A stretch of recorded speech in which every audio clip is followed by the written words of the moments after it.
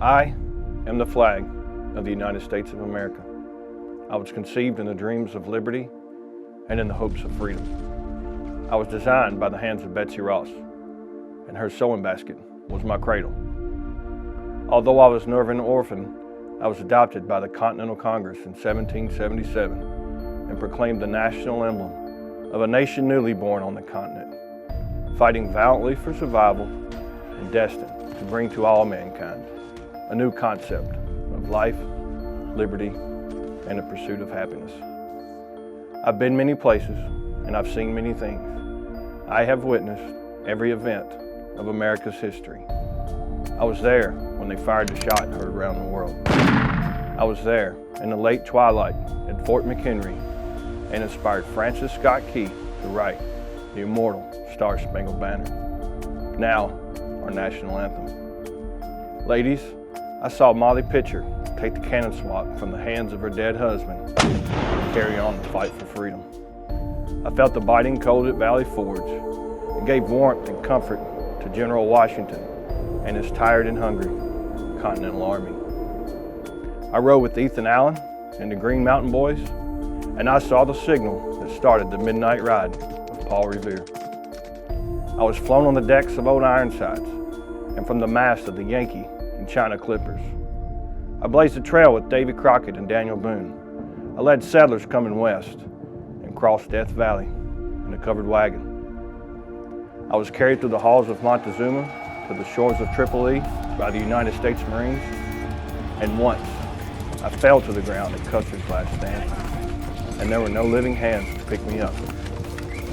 I charged up the slopes of San Juan Hill with Teddy Roosevelt and the Rough Riders of the United States Cavalry, and I was raised by 5 brave men during the hell of Iwo Jima.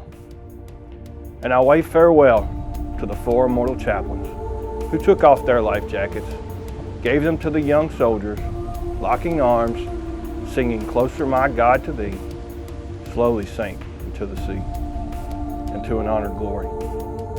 I stayed with the troops until it was over. And on the battlefields of Bunker Hill, Gettysburg, Pearl Harbor, war-torn Europe, Korea, Vietnam, the Persian Gulf, and much of the Middle East to this day, I've seen many of our soldiers, sailors, and airmen of our nation fall and lie still in death. They had given the last full measure of devotion, their voices silenced forever. And my stars and stripes rustled gently in the breeze as I kept my lonely vigil over their graves, watching the poppies grow and the crosses row on row. I am many things to many people.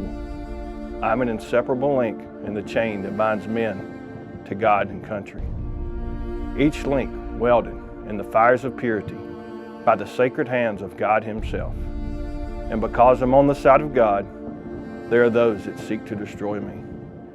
But they dare not, for I'm protected by the mighty land armies of our nation, by the powerful and deadly fleet of the Navy, and by the screaming eagles of the Air Force, just watching and waiting to swoop down and destroy anything that should harm me.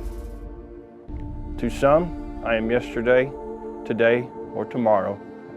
To others, I'm a glorious child, a grand old man, or a most gracious lady. I have several names.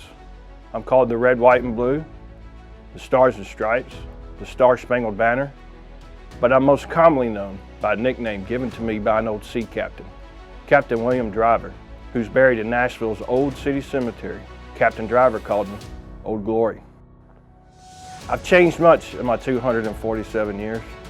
I still have my original 13 stripes, and each time a state came into the Union, a star was proudly added to the constellation of my blue field. It all started with 13, and now there are 50. There are many more things I'd like to tell you, but we haven't the time.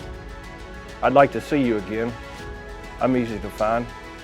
I'm in the homes of the poor and in the mansions of the rich, in Independence Hall with the Liberty Bell and the Declaration of Independence. I'm in the White House with the President and Mrs. Biden, and in all the churches, cathedrals, and synagogues.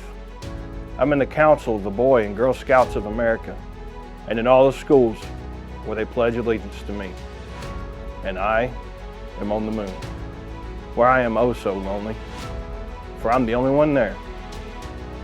My life has not been an easy one, but my memories are vivid, and I have not forgotten the prisoners of war or those missing in action.